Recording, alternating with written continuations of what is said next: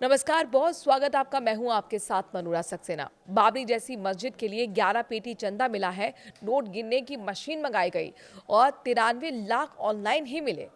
आपको बता दें कि बंगाल के मुर्शिदाबाद में नींव रखी गई थी मस्जिद की। पश्चिम बंगाल के मुर्शिदाबाद जिले के बेलडांगा में टीएमसी से निलंबित विधायक हुमायूं कबीर ने 6 दिसंबर को बाबरी जैसी मस्जिद की नींव रखी। बाबरी विध्वंस की 33वीं बरसी पर इस मस्जिद की आधारशिला रखी गई। कबीर ने कड़ी सुरक्षा व्यवस्था के बीच मंच पर मौलवियों के साथ फीता काटकर औपचारिकता पूरी की। अब इस मस्जिद के लिए जुटाए गए चंदे का एक वीडियो सामने आया है। हुमायूं कबीर ने फेसबुक पर एक वीडियो भी शेयर किया जिसमें कुछ लोग नोट गिनते नजर आ रहे हैं। मीडिया रिपोर्ट्स में यह दावा किया जा रहा है कि शिलान्यास समारोह में 11 पेटी चंदा इकट्ठा हुआ, जिसे गिनने के लिए 30 लोग और नोट गिनने की मशीन लगानी पड़ी। हुमायूं का नया ऐलान कि फरवरी में 1 लाख लोगों से कुरान पाठ करवाएंगे। बंगाल में निलंबित टीएमसी विधायक हुमायूं कबीर ने रविवार को घोषणा की कि वो फरवरी में 1 लाख लोगों से कुरान का पाठ पढ़वाएंगे। इसके बाद ही बाबरी मस्जिद का निर्माण शुरू होगा। हुमायूं ने कहा कि वो जल्द ही एक नई पार्टी बनाएंगे जो मुसलमानों के लिए काम करेगी।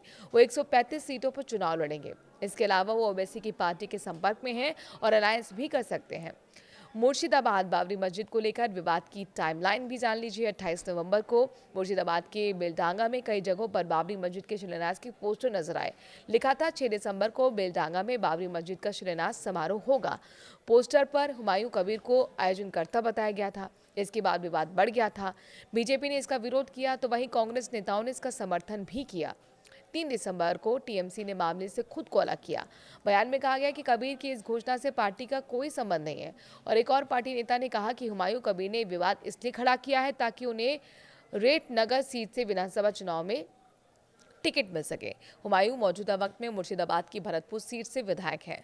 4 दिसंबर को मामला बढ़ता देख टीएमसी ने विधायक हुमायूं कबीर को सस्पेंड कर दिया। कोलकाता मेयर फिरहाद हकीम ने कहा कि पार्टी सांप्रदायिक राजनीति में विश्वास नहीं करती। पार्टी एक्शन पर हुमायूं ने कहा कि मैं अपने बाबरी मस्जिद वाले बयान पर कायम हूं। 22 दिसंबर को अपनी नई पार्टी की घोषणा करूंगा। विधानसभा चुनाव में 135 सीटों पर उम्मीदवार उतारूंगा। मैं उन दोनों यानी कि टीएमसी और बीजेपी के खिलाफ चुनाव लड़ूंगा।